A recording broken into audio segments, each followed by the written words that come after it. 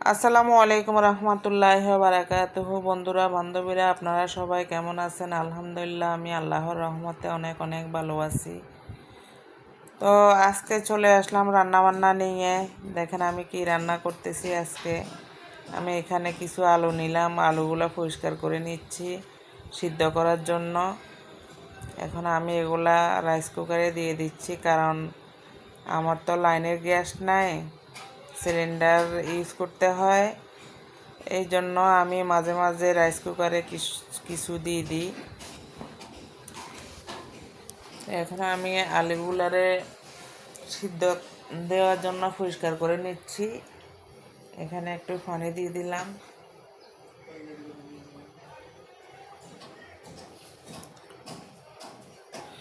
আর আমার ছেলে কিন্তু আলু ভর্তা অনেক পছন্দ করে। আজকে কয়েকদিন বলতেছে আলু ভর্তা করেন মা, আলু ভর্তা করেন। আমি আজকে করব কালকে করব বলে বলে করি নাই, কারণ আলুটা আমার কাছে তেমন একটা ভালো লাগে না। তাই এখন আমি দিয়ে দিলাম রাইস কুকারে সিদ্ধ হওয়ার জন্য। এই আমার আলুগুলো এইদিকে সিদ্ধ হবে।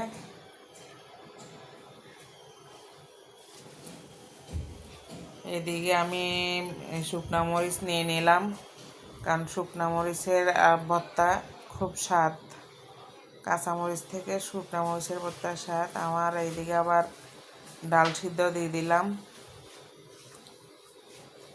ডাল সিদ্ধ হচ্ছে, আমি মরিচ ভাজার জন্য দিয়ে দিলাম চুলায়। মরিচ নাড়াচাড়া করতে করতে হয়ে যাবে ইনশাল্লাহ। দেখেন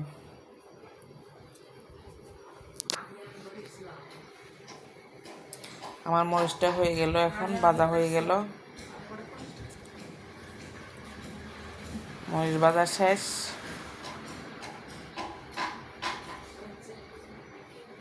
এদিকে আরেকটা পাতিল বসায় দিলাম। আমি কিছু বাদাম ভাজার জন্য ভাজতেছি। আমার মাঝে মাঝে আমিও বাদাম খাই, আমার ছেলেও খায়। এই জন্য আমি কিছু বাদাম ভাজা করে নিচ্ছি। এগুলা বক্স ভরে রাখবো। এদিকে আমার ভাতও হয়ে যাচ্ছে, বাদামগুলা ভাজাও হয়ে যাচ্ছে, অলরেডি হয়ে গেছে। আমার বাদাম ভাজা শেষ। এগুলো আমি ঠান্ডা করে বক্সে নিব।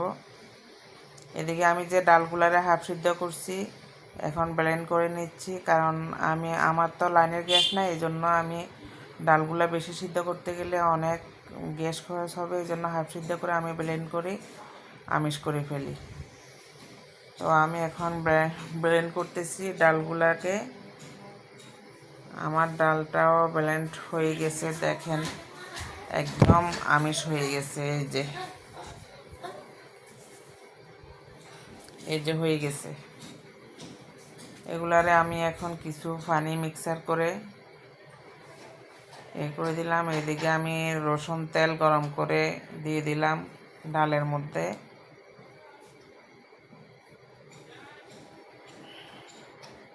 আবার চুলায় দিয়ে একটু উতরাই নিব। আমার ডালগুলা কালার অনেক সুন্দর হয়েছে মাশাআল্লাহ। এদিকে আমার আলু হয়ে গেছে। আমি এখন আলু সিদ্ধ হয়ে গেছে, খোসা ছাড়াচ্ছি। আমার আলুর খোসা ছাড়ানি হয়ে গেছে।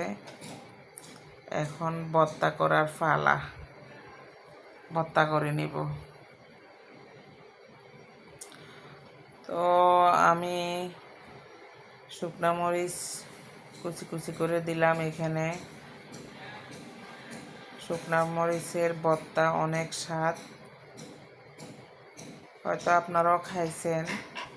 কাঁচামরিচ থেকে শুকনা মরিচের ভর্তা অনেক স্বাদ। তো এখানে আমি শুকনা মরিচ, লবণ, পেঁয়াজ দিয়ে মেখে নিচ্ছি।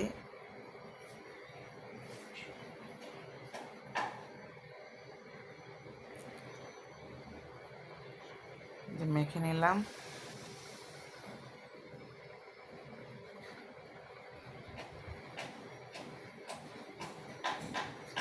এবার এটাতে একটু আমি সরিষার তেল দিয়ে দিব। তো ঠিক আছে বন্ধুরা, আল্লাহ হাফেজ। ভালো থাকেন, সুস্থ থাকেন বন্ধুরা, বান্ধবীরা সবাই ভালো থাকেন, সুস্থ থাকেন। আল্লাহ হাফেজ।